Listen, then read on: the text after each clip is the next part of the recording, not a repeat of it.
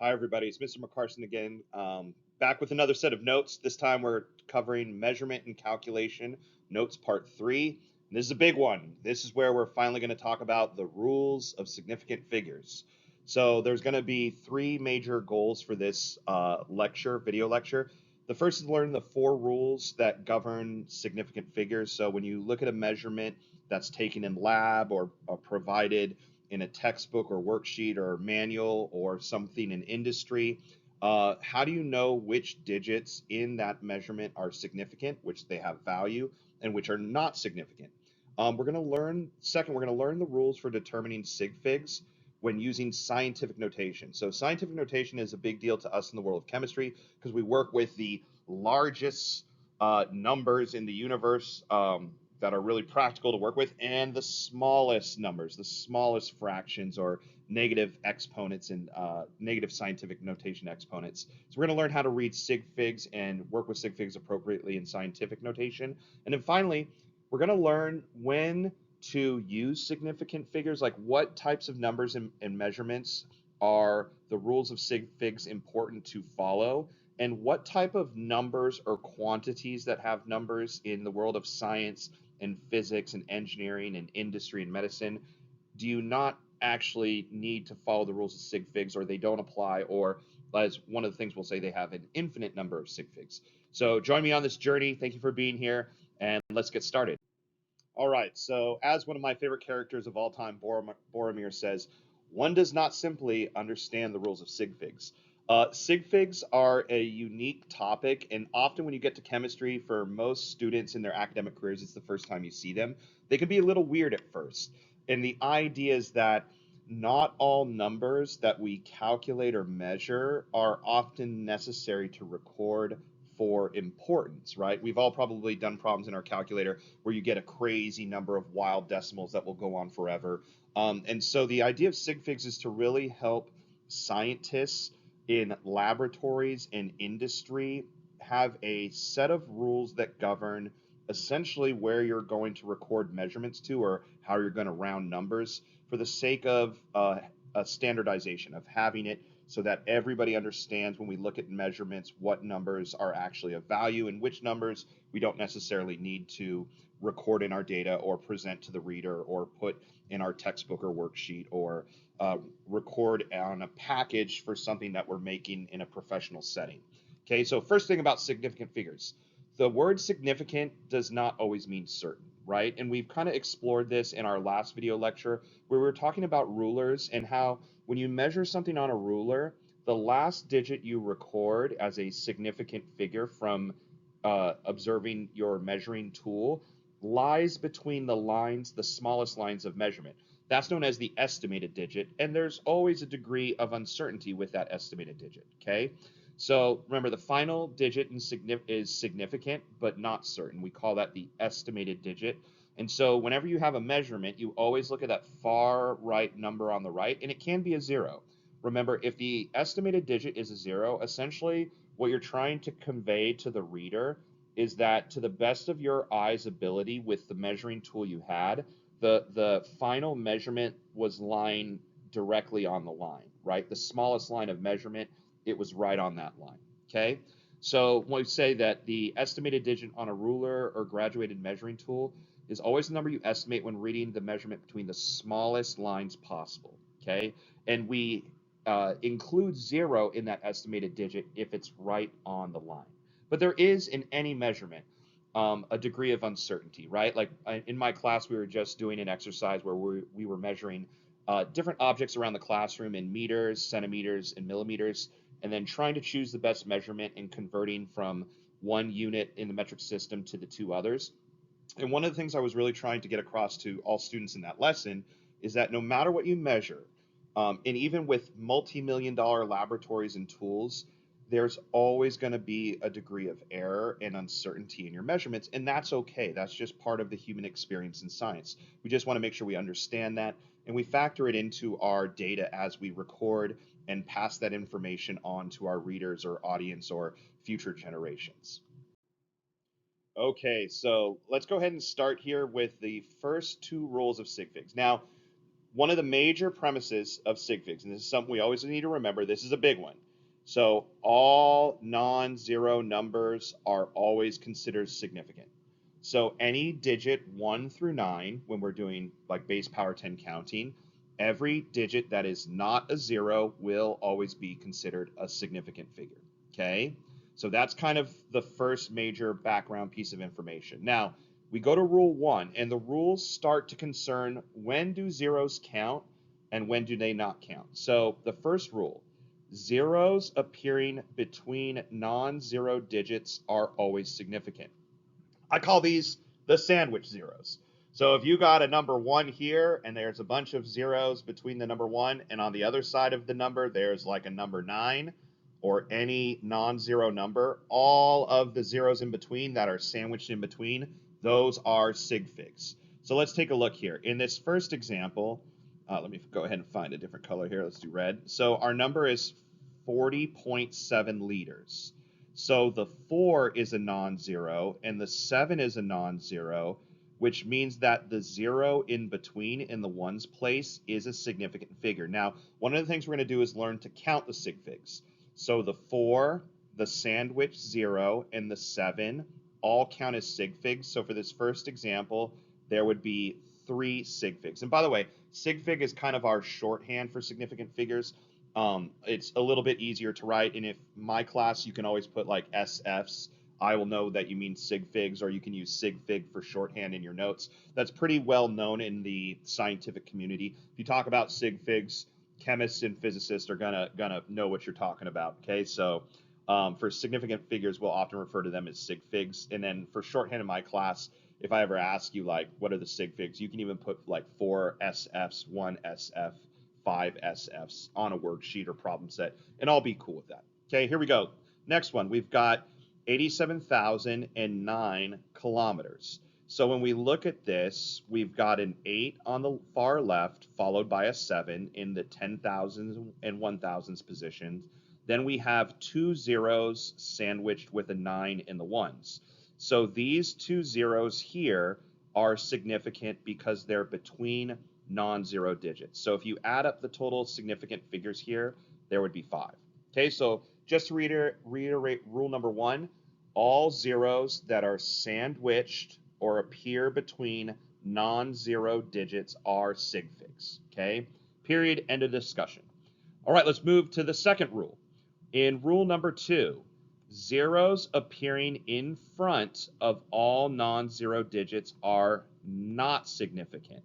Now, the majority of examples you'll see with rule number 2 pertain to pure decimals, numbers that are less than 1 or fractions of 1, right? So if we take a look at this first example, we have 0.0095897.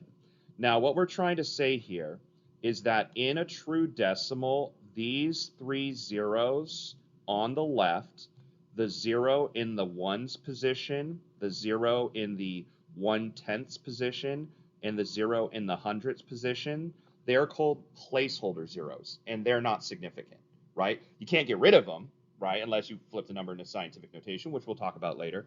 But we're essentially saying that they're not considered a significant figure of value in the measurement, but they are important as placeholders, okay? Now, if we do add the sig figs up here, all these non-zero digits, 9, 5, 8, 9, 7, those are the sig figs. And if we add them up, there's 5 total significant figure digits in this measurement. Let's look at the next example. We have 0.0009. Now, all of these zeros here on the left side of this 9, because there's no non-zero number on the far left side of them, they're considered insignificant. They do not count towards sig figs. They're placeholder zeros, right? You're either a significant 0 or you're known as a placeholder 0, okay? Now, that means just the 9 in this last example is a sig fig. So this measurement would have 1 total sig fig, okay? So to reiterate rule number 2, zeros that appear on the left side of a non-zero digit on the far left, and they're not bound on the far left by any other non-zero, so they just appear purely on the left, and they could be a zero that's holding the place of the ones, or any zeros on the left side of it, like a true decimal. Those are placeholder zeros, and they do not count, or they do not count as sig figs. All right, so those are our first two rules, and we'll move on to the next slide. Okay, so moving forward, we're on to rule 3. Now, rule 3 is going to pertain to zeros on the far right side of a measurement, especially if they're on the far right side of where the decimal point values start to be recorded. So rule number 3 states that zeros at the end of a number, and this is the big thing, to the right of a decimal point are significant. Okay, so a lot of times students are kind of mixed when they first come into the class.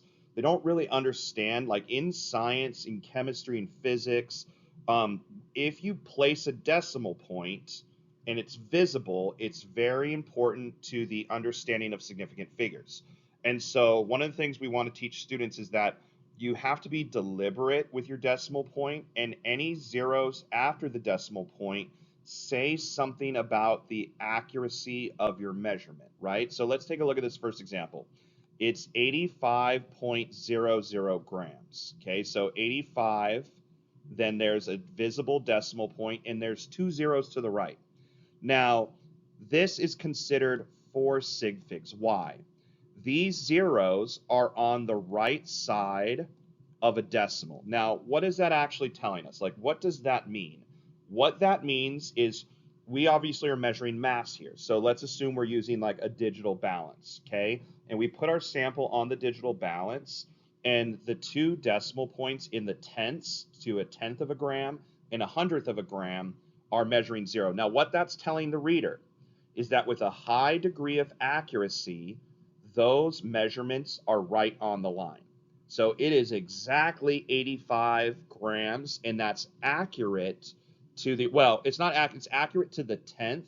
And remember, this last digit, and this is where we want to be a little bit clear here. Remember, this last digit, that second zero, that is your estimated digit. Okay, so we're saying to the best of our ability of the measuring tool, it's ending right on the line for zero at the 100th of a gram our measurement spot. Okay, so that's how that would mean. And so both of these are considered significant zeros. Why? Because they're on the far right side of a decimal. Okay, so let's take a look at the next example. This one, we have 9.000000000 millimeters. Now this has 10 sig figs. Why is it 10? All of these zeros appear to the right of the decimal point. And if they're appearing to the right, it's telling the reader that, number one, and here's the thing, the more decimal points you go out, especially when you start having zeros, that means you've got a really, really accurate and a high accuracy and precision measuring tool. Like the more decimals, that says something about the accuracy of your measuring device or your tool. And so we're saying that all the way out to this position of zeros, and this, remember, this last zero is significant, but once again, that's your estimated digit, and we're saying we're estimating it right to the line, and this would be some type of high accuracy ruler because we're going to millimeters, right? And so every single one of these zeros, because it's on the far right of a decimal point, is considered a sig fig. And if we count all of them here, there's 10.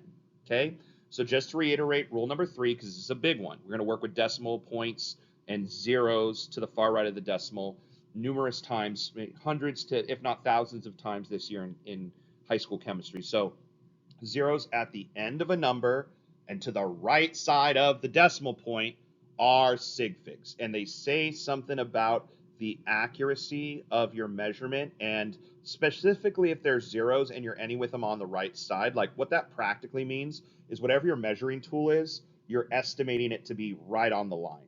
Okay, let's go to the next one, rule number 4. So rule number 4, it says zeros at the end of a number, and this is a big thing, to the left to the left of a decimal point may or may not be significant, right?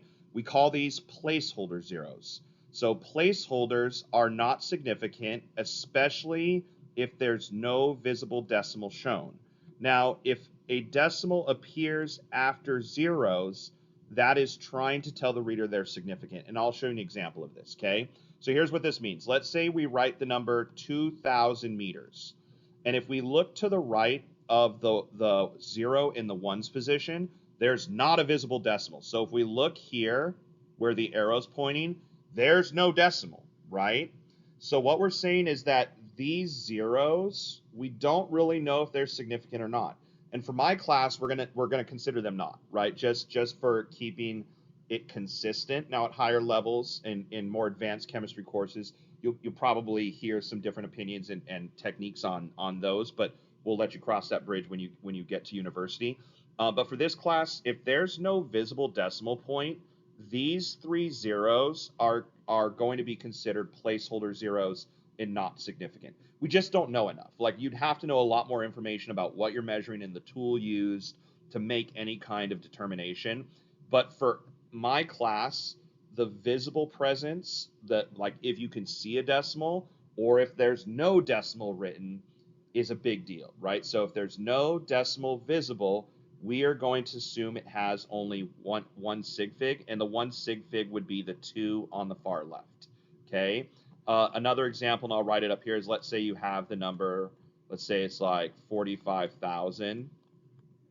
So if you look at the number 45,000 and let's say it's grams, okay? If there's no decimal visible after the 0 in the ones position, to the right of the ones position, this would only be 2 sig figs.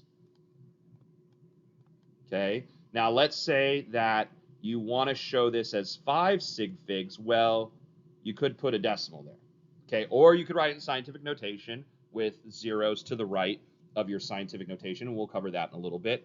But if there's a decimal, this now would be 5 sig figs. So whether you or not you put a decimal really matters. The decimal is saying that your estimated digit, like if there's a visible decimal, we're going to consider the 0 in the ones position your estimated digit. So you're reading it right to that line on the ones position, and then these 2 zeros here are significant. You're definitely crossing them on your tool of measurement, on your they are, you know, a certain significant digit. This last one would then be your estimate. If there's no visible decimal, your estimated digit would then be this 5. Okay, so that's how that works. Let's take a look at this example. If we take a look at the number 2,000 and there is a visible decimal point, this is now going to be considered 4 sig figs because of that visible decimal point.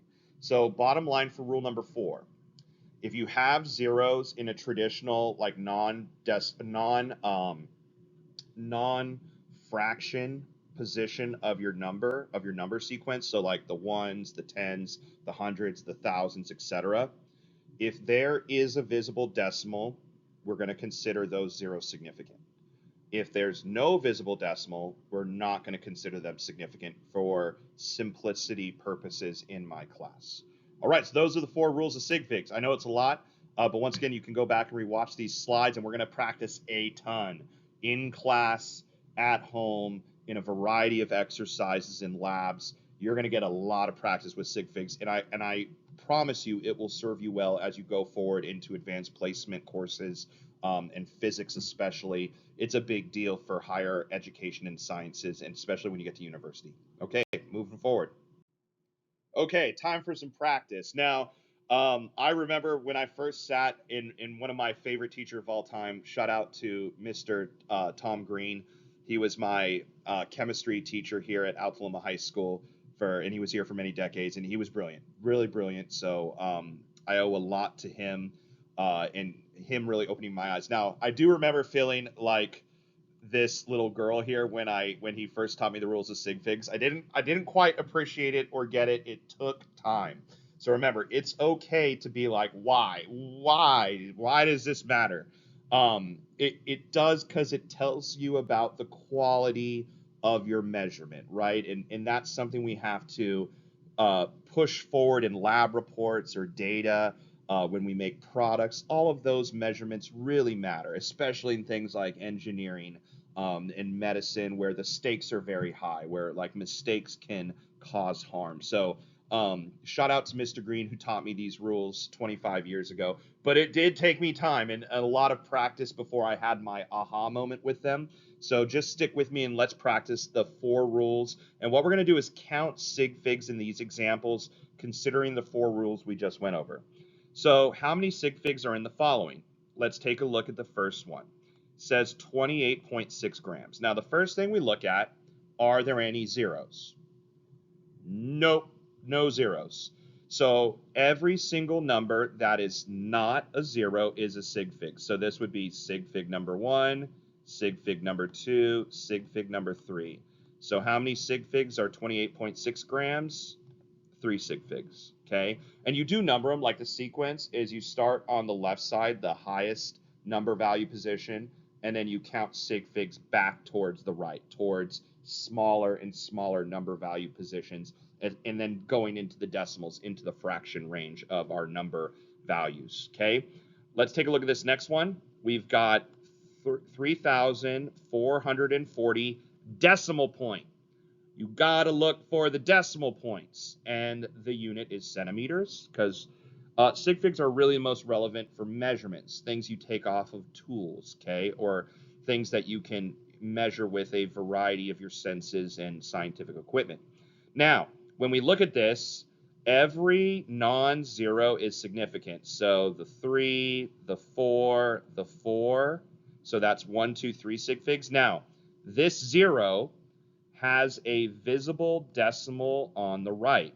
So this 0 in the ones is going to count. That would be our estimated digit, okay? Why does it count? Because that decimal is visible for this class. That will count as a sig fig. So this would be 4 total sig figs, okay? Moving forward, we've got 910 meters. Take a look.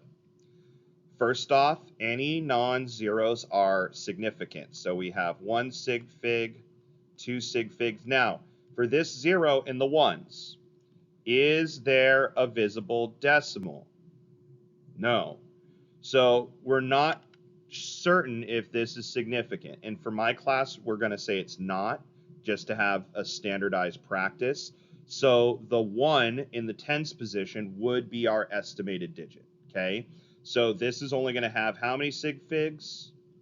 2. All right, we've got a true decimal. Now, in a true decimal, remember that we're less than 1. So these zeros on the left do not count, okay? Zeros on the left of a pure decimal do not count as significant. They are placeholder zeros. Now, when we actually get to the number, we've got 4, 6, and then there's a 0, and it's sandwiched between a 4 on the far right side. Now, the big thing is sandwich zeros always count. So this would be 1 sig fig. Your first sig fig would be the 4. Then you've got 2, 3, and 4 sig figs. So the 4 sig figs on the right, including the sandwich 0, do count, and this would be a total count of 4 sig figs. Is everybody doing okay with this? It's not bad. It's just a lot of practice, right? And you got to remember those rules and get comfortable with them. Okay, let's take a look at this one. This one is a good one because it illustrates the rule of zeros on the left of a decimal versus zeros on the far right side of a decimal, of a fraction. So here we've got 3 zeros on the left side. So it's a pure decimal. It's less than 1. It's a fraction. And so these 3 zeros will not count for significance. They're simply placeholder zeros. Now we've got 67 right here in the middle, so in the thousandths and 10,000ths place. And then after that, we have 3 zeros on the far right. Now remember our rule. Zeros on the left side do not count for sig figs of a true decimal. Zeros on the far right do, because they tell you something about the quality and accuracy of your tool of measurement. So this would be sig fig 1, 2, 3, 4, and then our estimated digit would be this fifth sig fig. Okay, so that final zero, that is still always considered the estimated digit. If you take a look, the last sig fig on the right, no matter your situation, will always be your estimated digit. And that's important to pick out. That might be something that shows up on a quiz, hint, hint. So this will be 5 sig figs. Okay? Next, we've got 91.0020. Now, when we look at this, we have a lot of zeros here. First off, we've got 2 zeros in the middle, and they're sandwiched between a 1 and a 2. So these zeros do count for sig figs due to the rule of sandwich zeros, that Mr. McCarson's simple trick to remember. If it's a sandwich zero, it's a sig fig. Now, this zero at the end, this one right here at the end, it is considered a sig fig. Why? If you said or thought because it's on the far right side of the decimal positions, you are correct. So this one's going to have 1, 2, 3, 4, 5, sorry, terrible writing with my mouse, and then 6 sig figs. Okay, let's do a couple more. We've got 0.092010. Now, once again, when we're looking at a fraction, zeros on the left side of a fraction, unless they're sandwiched between a number that's not a zero, they do not count as significant zeros. They're placeholder zeros. They're not unimportant because you can't like get rid of them. You'll change the actual quantity of the measurement. They do tell you something, but we don't. What we're saying is that their numerical value doesn't kind of describe the overall measurement. Now, we've got 92010. And once again, we analyze these zeros. We've got a sandwich zero here, and we've got a zero on the far right of the decimal. So those are both going to be counted as sig figs. So this would be 1, 2, 3, 4, 5 sig figs. Okay, our next one. We've got that would be 65,500,000 kilometers. Now, when we take a look at this one, the first thing we want to ask ourselves is there a visible decimal to the right side of the zero in the ones position? No visible decimal, and that makes a difference, okay? So that means that none of these zeros on the right side of this value count for significant. What do we call those zeros if they don't count? Placeholder zeros. So that means, and of course, the big rule, any non-zero digits are always significant. So we have 1, 2, 3 sig figs here, and which digit would be our estimated digit? The 5 in the 100,000 position. Okay, that 5 right here is your estimated digit. The certain digits are the 65 million. Okay, so that's a good rule with no decimals. Now let's take a look at this next one. In the next one, we have 75,000 milliliters. Now, is there a visible decimal after the 0 and the 1s? Yes. So if there's a decimal visible here for Mr. M's class this year, we're going to count these 3 zeros as significant, and the 0 in the 1s will be your estimated digit. So this is 1, 2, 3, 4, 5 sig figs. All right, and we're going to do a lot more practice, but I hope these examples helped walk you through the 4 rules and the main core concept that any non-zero number is always a significant figure. Okay, good work, everybody. We're going to continue on. All right, everybody, so we're going to talk about a slight issue that can occur when we look at numbers written in standard notation in normal format when it comes to recording significant figures correctly. So let's take a look at the number 50. The number 50, as it's written here, is only one significant figure. Why? This 0 in the ones position is not significant because there's no visible decimal, right? So if it has 2, if we really want to make this measurement worth 2 sig figs, what is an alternative way that I can shift this number or format that I can write the number in to make it represent 2 significant figures?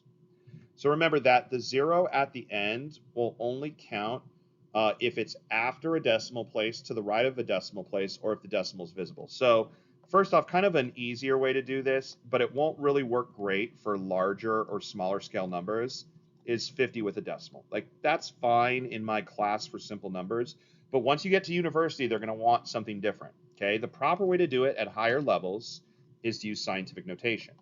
So in scientific notation, and once again, we should be familiar with this from prior math courses that you took before coming to chem, but we'll review it here.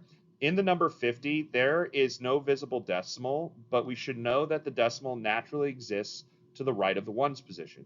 And so what we want to do is take this decimal and we're going to shift it back to the left. We always want to shift it so that there is one digit here to the left of our new decimal placement. That is a number 1 through a number 9. Okay, that's proper scientific notation. We don't want this to be a 0. We don't want there to be 2 digits here. One digit to the left of where we move the decimal. That is the number 1 through 9. Now, what we're going to do is rewrite this, and it will become 5.0. This is known as the coefficient, times 10, that is our base power of 10, and then our exponent here will be to the first power, so times 10 to the 1 power. That 1 is letting us know how many times we shifted the decimal place. We shifted it once. Now, when we look at this number, we're looking only at the coefficient for sig figs, and because it's 5.0, and this 0 is now to the right of a decimal point, this now is 2 sig figs. Okay, so a lot of times in chemistry and physics and industry, we need to represent measurements with the correct number of sig figs, and standard notation won't do it. So we use scientific notation instead. Okay, so we'd write the number as 5.0 times 10 to the first power. Now the 0 counts. Okay, you may also use a hard decimal point at the right side of the number, and that's like what I did here. Okay, so you can also do that. Now that really only is appropriate for like smaller numbers, and there will come a time and in higher level university courses where you won't really see them doing that much. It's fine for, college prep and honors high school level chem, but we really want to get comfortable with scientific. The proper way to really do it is to use scientific notation. I'm okay with this at our beginner level because we're just working on that foundation, but it is the best long term to really embrace scientific notation and working with sig figs in scientific notation.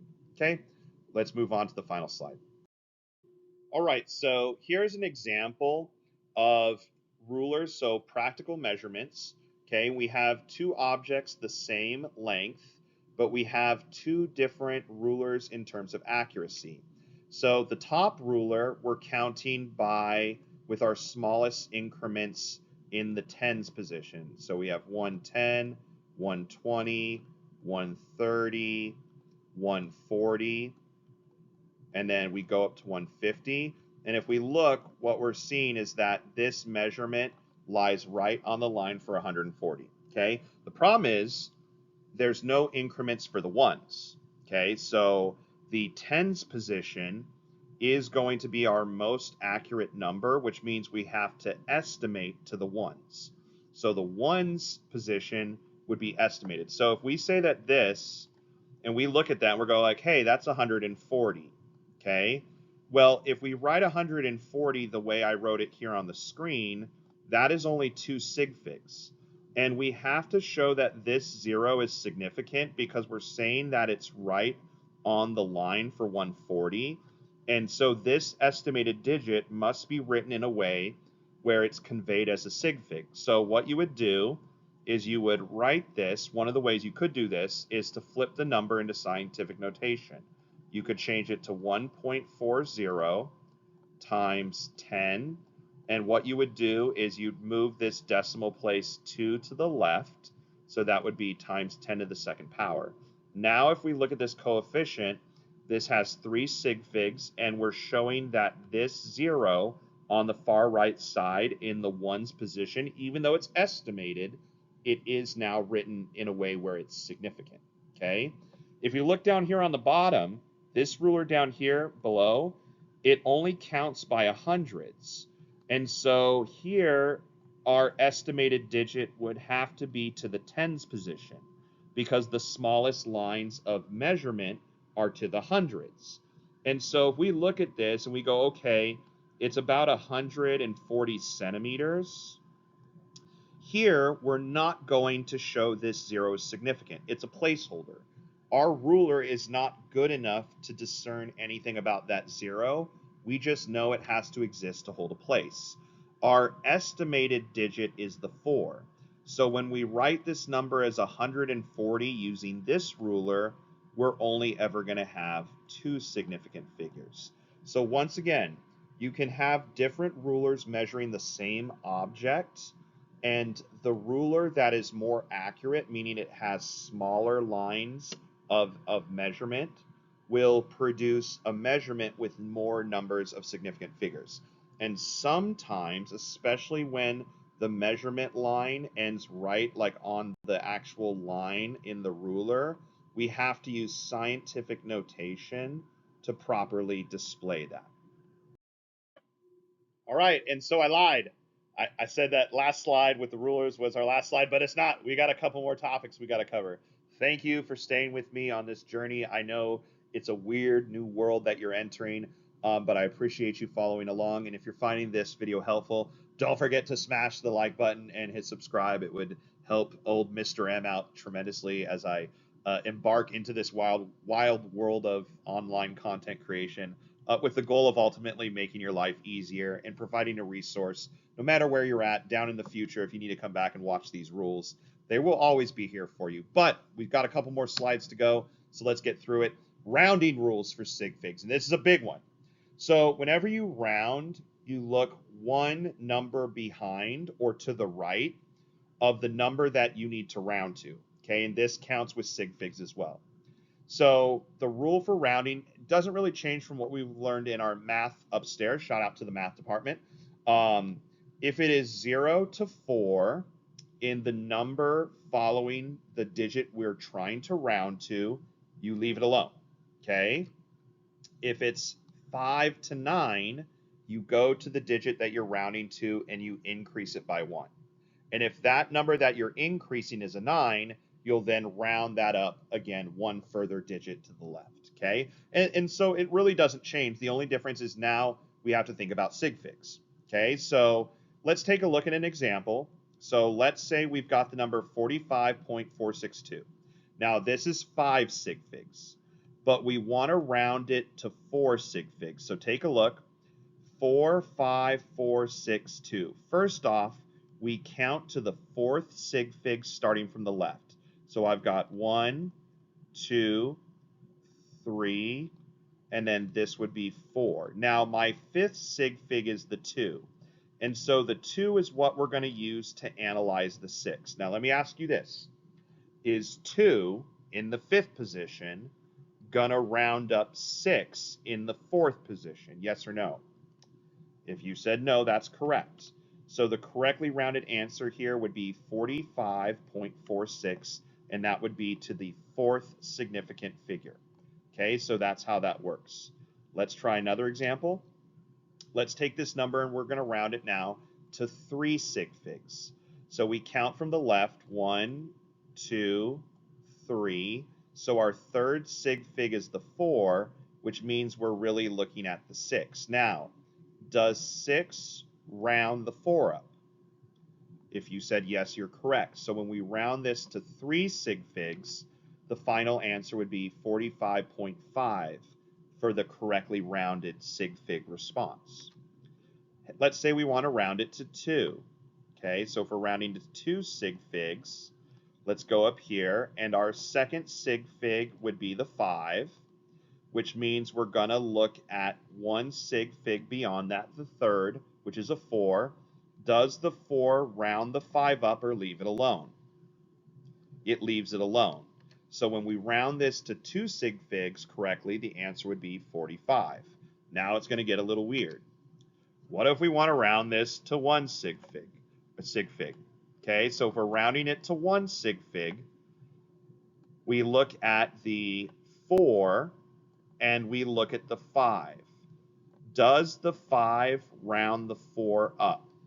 The answer is yes. Now listen, when the 5 rounds the 4 up, what is it going to leave behind? It's going to leave behind a placeholder 0. And we're not going to have a visible decimal because the placeholder 0 can't count for significance. So the answer to 1 sig fig would be 50, okay, with no decimal visible. And that's how you round, everybody. Okay, so let's do a couple more examples of rounding because it's a very big concept. You're going to round a lot in this class, and it's always to a certain amount of significant digits based on adding, subtracting, multiplying, or dividing, which we will cover in part 4 of this journey through scientific measurement and calculation. Now, we're going to round this number to 3 significant figures. So first off, we count out to our third sig fig, which is going to be this 5. Now, we're not really looking at the 5. We're looking at the significant figure beyond it, which is a 7. And we ask ourselves, does the 7 round the 5 up? The answer would be yes. So the correct rounded answer here would be 3.46. Cool? And that would be our answer. Now, all those other digits go away. We're saying they're not significant, and we don't need them after the rounding process. Let's go to the second example. It says round 0.004578 to 3 significant figures. Now, the first thing about this is these first 3 zeros, according to our rules of sig figs, these zeros don't count because they're on the far left of the decimal. So when we count sig figs, the 4 is the first significant figure, the 5 is the second, and the 7 is the third, which means we're really looking at the fourth sig fig, the 8, to determine rounding. Now, does the 8 round the 7 up? The answer is yes. So when we write our number, watch. We're not going to get rid of those zeros, unless you want to put it in scientific notation, which we'll cover later. But we're going to go 0.00, those are placeholders, 4, 5, and then the 7 will become an 8. And now this is correctly rounded to the third significant figure in the measurement. Finally, and this one illustrates a good property of 0, we want to round 32,782 to 3 sig figs. So we go 1 sig fig, 2 sig figs, 3 sig figs. So we're looking at the 8. Does the 8 round the 7 up? Okay, and remember the 8's important because it's the fourth sig fig. It's one beyond, okay? And so what happens here is, yes, the 8's going to round the 7 up. Now watch, we can't get rid of the number position of the 8 or the number position of the 2, but we also can't show them as significant. So we're going to drop in placeholder zeros where the 8 and the 2 are and not put a decimal, okay? So this will become 32,800. And so where the 8 and the 2 are, we're still holding their placeholders with zeros, but we're showing that those measurements are not significant, okay? The 8 would be our estimated digit, and the 32,000 would be our certain digits.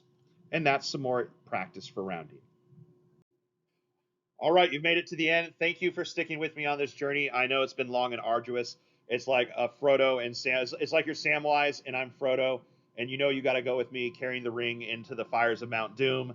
And being faithful Samwise, you see me all the way to the end, even if I think you dropped the lembas bread off the side, climbing up the mountain into Mount Doom. I appreciate you staying with me on this journey.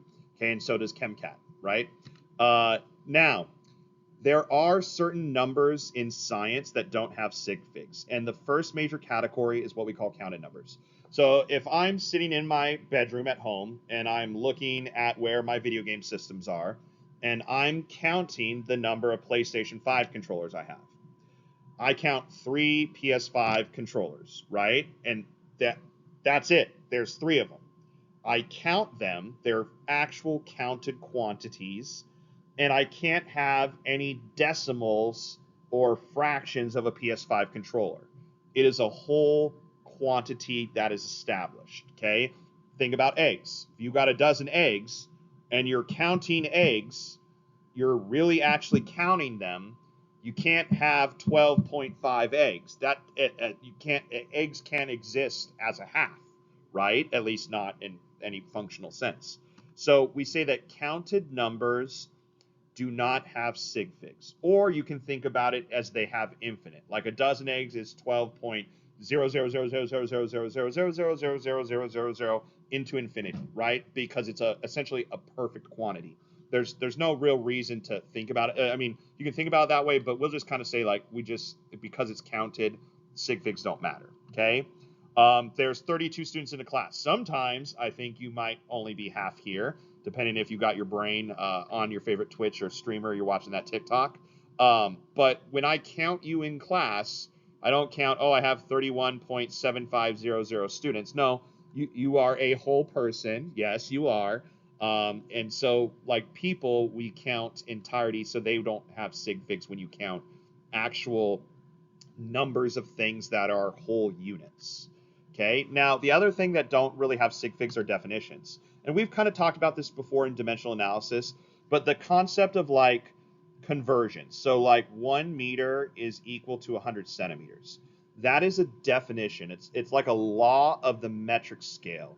And so like when we say 1 meter, it is a perfect meter. Or you can think of it as infinite sig figs. It's 1.0000000000000 into infinity. Okay? Same thing with 100 centimeters. It is exactly 100 centimeters. There is no, is it beyond 100 by a little bit of like a trillionth of a centimeter? No, it is exactly 100. It is a perfect established definition. And so we say that they do not have sig figs, or the sig figs don't matter because they're essentially infinite, right? There's 16 ounces in a pound. 1 inch is 2.54 centimeters. There's 5,280 feet in a mile.